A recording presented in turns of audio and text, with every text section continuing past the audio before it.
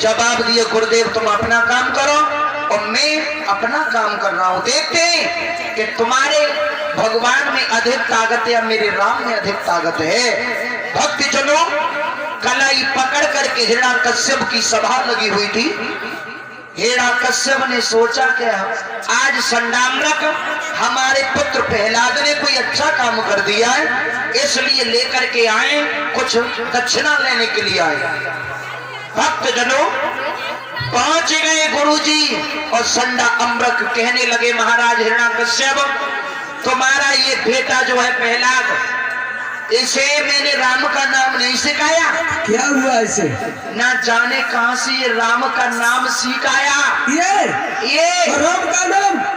अरे सुनो तो, ये राम का नाम ना जाने कहां से सीख आया और अब भी नाम ले रहा है और पूरे 5 साल के बच्चों से नाम लिखवा रहा है।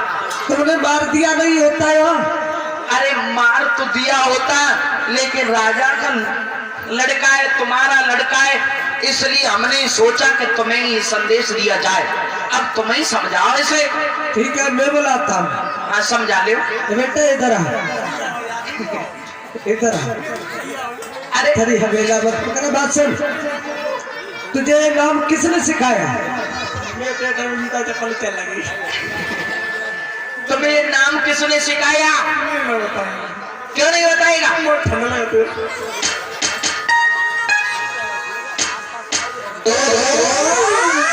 अच्छा, ठंड लग रही तुम्हें? ये नाम किसने सिखाया, हम ये पूछ रहे हैं।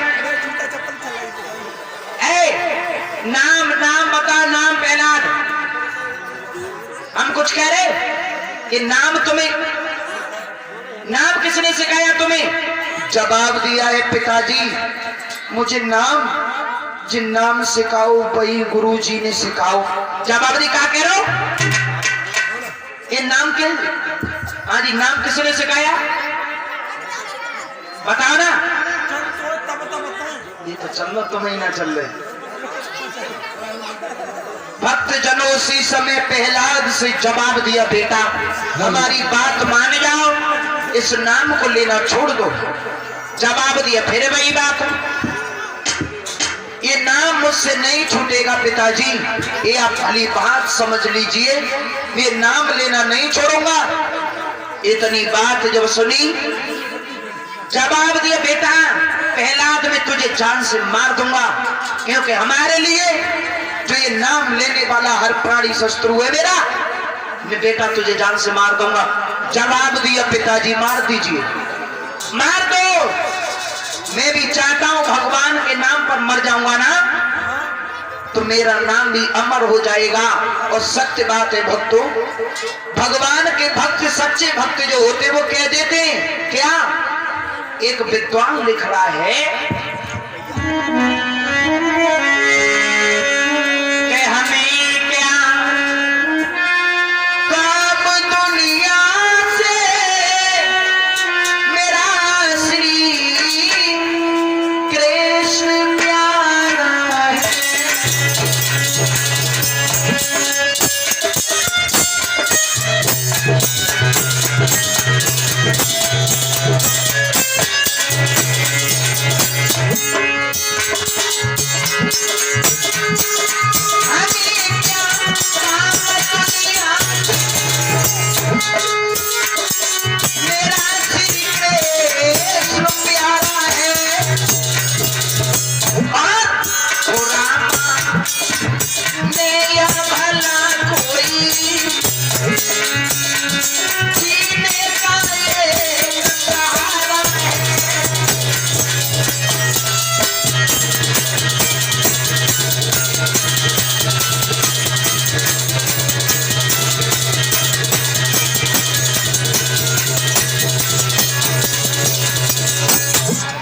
जनों जवाब दिया, पिताजी ये नाम मुझसे नहीं छूटेगा, आप चाहे मुझसे कुछ भी कहो। जवाब दिया, बेटा प्रहलाद चल, अब तेरी मैया को जा करके मैं बताऊंगा, उस कयादू से जाके कहूंगा कि हमने तो ये समझा था कि तुमने एक कुल दीपक को पैदा किया है, लेकिन मुझे नहीं पता था कि चंदन के बाग में एक ढाक को पैदा कर दिया तुझे, हाथ पकड़ा और कयादू के पास लेकर के हिरण्यकश्यप पहुंच गए। है कयादू, ओ महाराज। कयादू हाँ देखो, ओ, ये जो तुम्हारा पुत्र है ना, क्या हुआ? ये पुत्र जो है ना तुम्हारा, हाँ। ये हमारे बैरी का नाम ले रहा है, ये उस राम का नाम ले रहा है ये।